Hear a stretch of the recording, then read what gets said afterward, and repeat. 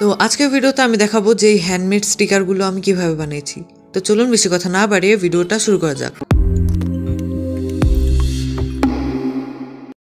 তো আমার পছন্দ মতো আমি এখানে কিছু স্টিকার ড্র করে নিয়েছি পেন্সিল দিয়ে। এবার একটা গাঢ় কলম দিয়ে এটার আউটলাইন করে দিব। কিরে ভাই, এটা খুলে না কেন?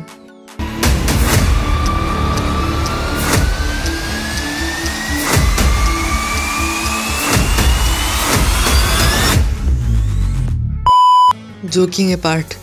তো ভিডিও দেখতে দেখতে তো অনেকের বোরিং লাগে, তাই আমি ভাবলাম একটু এন্টারটেইন করা যাক তোমাদেরকে। আসলে আমি এত কম খাই যে আমি একটা কলমের ক্যাপও খুলতে পারি না। তো আমি এখন সবগুলোর আউটলাইন ড্র করে নিচ্ছি। আর তোমরা যদি আমার ভিডিওতে নতুন হও তাহলে এখনই আমার চ্যানেলটা সাবস্ক্রাইব করে রাখতে পারো, কারণ আমি এই চ্যানেলে অনেক নতুন নতুন আর্ট ভিডিও আপলোড দিব সামনে। তো আমি ভাবতেছি যে এখন থেকে আমি আমার ভিডিওতে কিছু শাউট আউট দিব আর কিছু কমেন্টস পড়বো। তো আজকে আমার প্রথম শাউট আউট যাচ্ছে তাজরিয়ানস ক্রিয়েটিভিটি। তো ও লিখছে, ও সো কুল। তো তাজরিয়ানস ক্রিয়েটিভিটি ও অনেক দিন ধরে আমার ভিডিও দেখে, সব ভিডিওতে প্রায় কমেন্ট করে, তো থ্যাংক ইউ।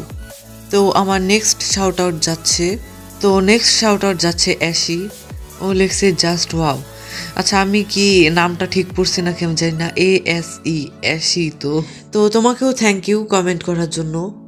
ও প্রায় আমার সব ভিডিও দেখে আর কমেন্ট করে। তো আজকের ভিডিওতে আমি এই দুইজনকে শাউট আউট দিলাম আর কমেন্ট পড়লাম। তো তোমরা যদি চাও আমি আগামী দিনে তোমাদেরও নাম পড়ি আর শাউট আউট দিই, তাহলে এখনই আমার ভিডিওতে কমেন্ট করে আসো। অবশ্যই আমি হয়তো নেক্সট ভিডিওতে তোমাদের নাম বলবো। তো যাই হোক, আমরা কাজের কথায় আসি। আমি এখানে সবগুলো স্টিকার ড্র করে এখানে ওগুলোকে কালার করে নিচ্ছি। তোমরা তোমাদের পছন্দ মতো যে কোনো যা ইচ্ছা তা আঁকতে পারো।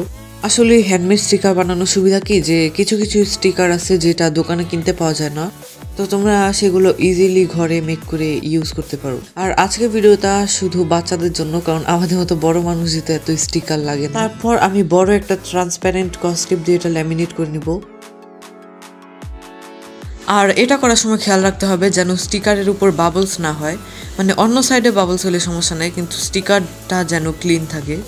তো এই তো আমি সবগুলো উপর কস্টিপ লাগিয়ে নিয়েছি। আর এই স্টারটা আমার একটু ভালো লাগতেছিল না, তাই আমি এটাকে কাট করে দিলাম।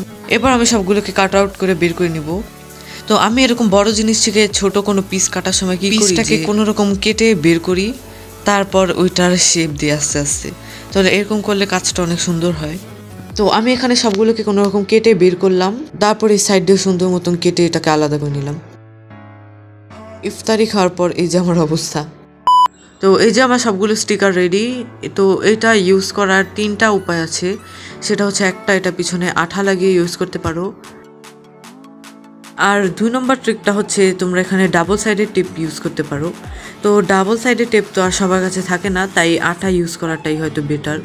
আর 3 নম্বর টিপ হচ্ছে তোমরা এখানে সেই ট্রান্সপারেন্ট কস্টিপ ইউজ করতে পারো। এটার উপর কস্টিপটা লাগিয়ে সাইড দিয়ে এক্সট্রা একটুখানি কস্টিপ ছেড়ে এটাকে কেটে নিবা। বাট এটা একটু ঝামেলার মনে হলো আমার কাছে, কিন্তু তোমরা এভাবে ইউজ করতে পারো, এটাও খুব কাজের। তো আমার এই যে স্টিকার বানানো শেষ। তো তোমাদের কাছে কেমন লাগছে অবশ্যই কমেন্টে জানাবা। তো আজকে এতটুকুই, দেখা হবে নতুন কোনো ভিডিওতে। টাটা।